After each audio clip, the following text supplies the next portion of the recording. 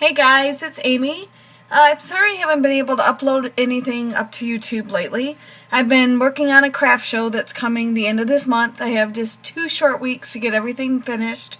But I do feel like I'm doing alright. I'm hoping I can get everything made by the time our craft show starts, and I think I will, but it's kind of got me so busy I haven't been able to upload anything for you guys. So while I have just a few minutes, I thought I would go ahead and do this tutorial today on Elizabeth Craft Design's Silk Microfine Glitter.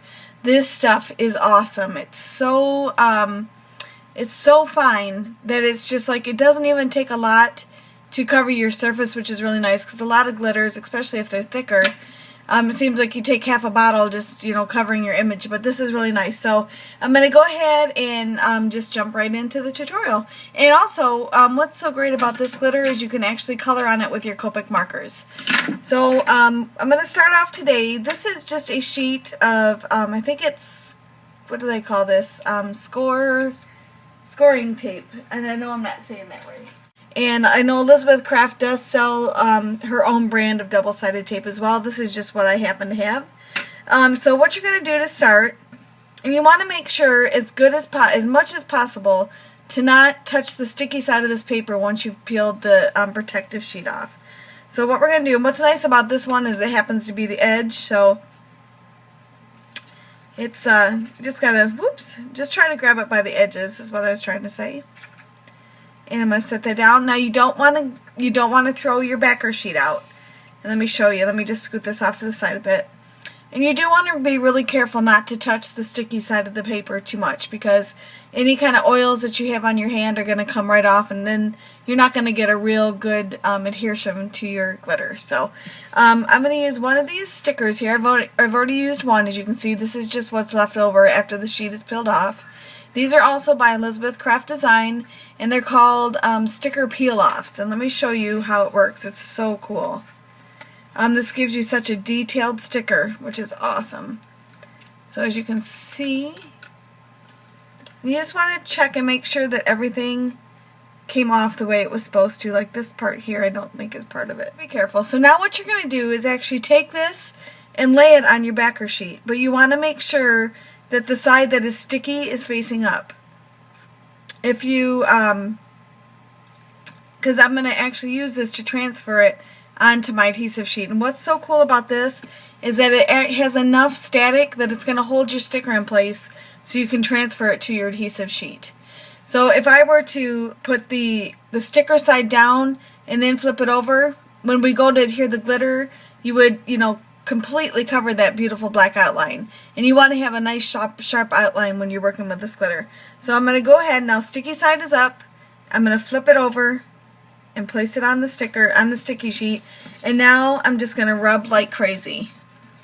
You just want to make sure that you really get the sticker adhered down well. So you just want to burnish it a little bit. And it doesn't take too much time to do that. And now I'm going to be using a coffee filter. And I know that this is just want to make sure this is really on. I know that my video is really close, so I do apologize about that. I'm sure my hands look gigantic. But I wanted to make sure you could really get a good picture of what's going on here. Okay, so now I'm going to go ahead and once again I'm going to peel off this sticker sheet and I'm going to lay this in my coffee filter. And I'm actually going to flatten it out just a little bit, just because my coffee filter is a little bit smaller than the ones I've used at work. Okay. So now I'm going to take my Silk Extra Fine Glitter. It comes in various colors as well as 2 diamond colors. You can get Cool Diamond, which has a blue tint to it, or you can get Warm Diamond that has more of a yellow tint to it. And it's still quite clear and quite white, but it just adds that extra little color. Don't be afraid to really, use a lot, because trust me, you'll be pouring a lot back into your jar when you're done. You just want to make sure you get your surface covered really well. I think that should be enough. I'm going to just take this, and I can see that I've missed some down here. Sorry. I know I'm covering up the image here. I think I got everything. If you feel like you missed something, you can just go back through and scoop it up. And if you feel anything sticky still on your sheet, you just want to kind of dredge it back in there. I'm going to just flip it over and do one of these. Now, because this is so fine, it's going to fly everywhere if you start blowing on it. So you just want to make sure you're careful. So now I'm just going to take this coffee filter, fold it in half, and pour all this back into the jar. This is the easiest I've ever found for getting glitter back into a jar. There's very little left on your filter. I'll put my lid back on my jar just so my glitter doesn't fly out. And then I'm going to go ahead and just use this. And you're going to take the image that you just glittered and you're going to burnish this with your fingers. I'll just do it out here. It's going to be easier for the video anyway. Now you can, if you want, before when you first buy, depending on how your scrapbook store has their glitter sheets ready, if they're using score tape, then you're going to want to take, like when I took this off, when I first took this adhesive off, you can take it and apply it to cardstock, and then you'll peel this layer off to do all your glittering. But I did it this way so I can just peel the sticker off later, and it'll give me this beautiful, really beautiful sticker, which is nice. So I'm just going to do this a few more times here. And what this does is it really sets your glitter to sparkle, and it also gets any excess glitter off that you have. And now we're going to just start with the Copic markers. And I know a lot of glitter, they say Copic warns not to use this with any glitter, but this is such fine, like they call it silk microfine. So it's really, really cool to use, and it's nice to use. So I've got 4 markers plus my colorless blender. I don't know if you'll be able to catch this. I've got R24, which is prawn, R22, which is light prawn. Hopefully you can see that. I know I'm up close a lot.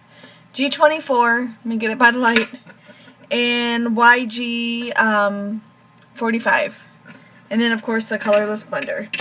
And what's amazing about this is the colorless blender actually works very well on this glitter. So I'm going to start first, and I'm just going to do a little bit of it just so you can get the idea. I think I'm going to show you how you can blend with this. It's really neat. So this is light prawn, which is R22, and then I'm going to take my colorless blender, and you can see how nicely it blends down, so you're going to be able to get a nice shadow. I'm going to come back up. Just add a little bit more to the top there.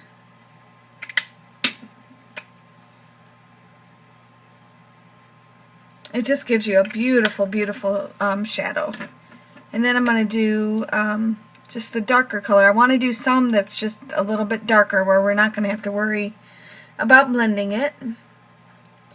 And I'm just going to pick a few areas here to do the darker, just to give a little bit of contrast. Now you see how I just went out of the lines there, right here? The colorless blender is amazing for getting that color out. Let me just get a piece of scratch paper, because I want to make sure I have all the other color out before I start trying to blend that out. And just gonna go over it.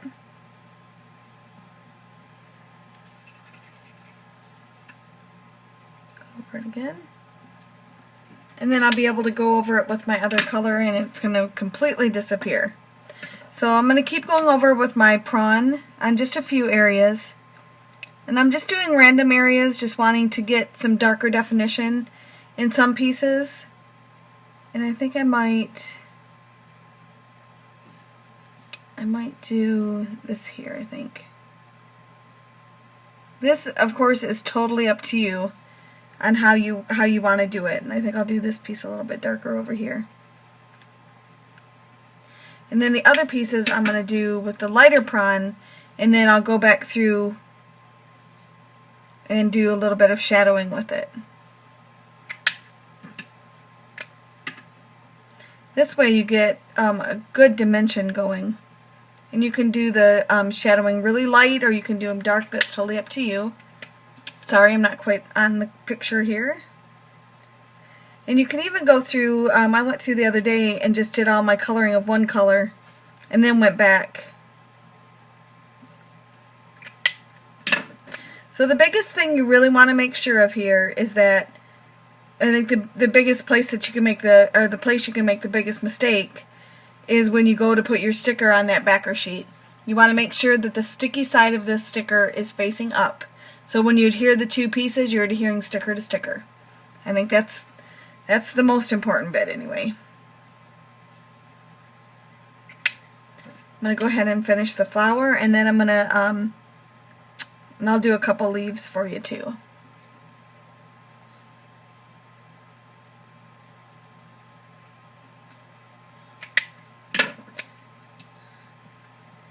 Once my craft show gets a little bit closer and I'm finally comfortable with all the products that I have, I am going to do a video on which products I'm selling.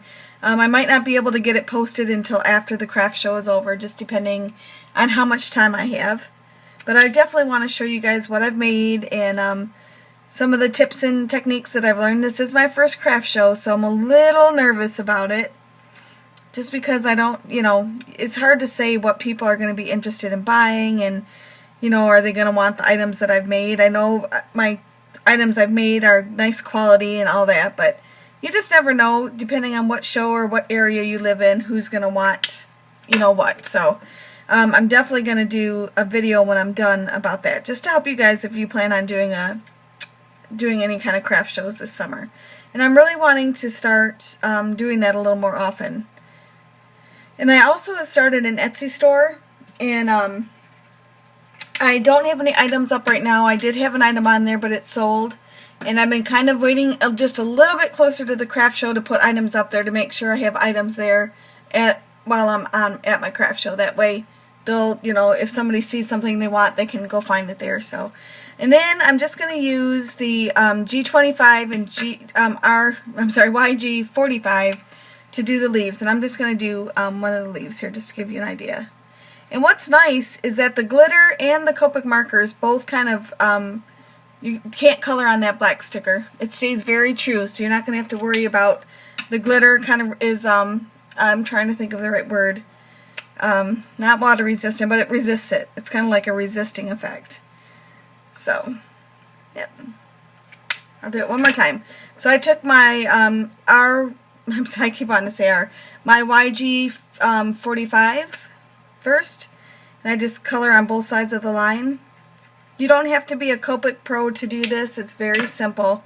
Then I'm going to take my G24 and just color in the rest of it. And that gives it a nice definition between the two colors. And then if I wanted, I can even go back and do the lines again, just to make it a little bit more apparent. Alright, I'm going to finish getting this colored, and I will be right back to show you the last step.